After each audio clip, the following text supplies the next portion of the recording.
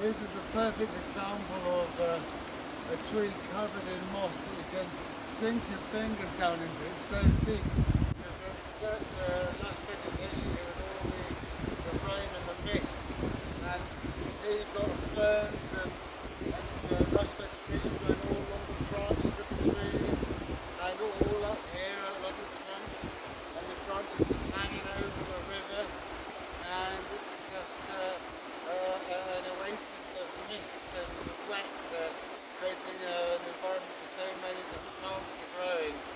and in turn so many animals as well make their home in all this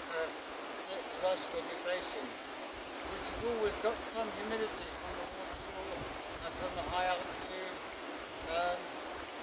making this a very lush place to be, and many different things can have their habitat here.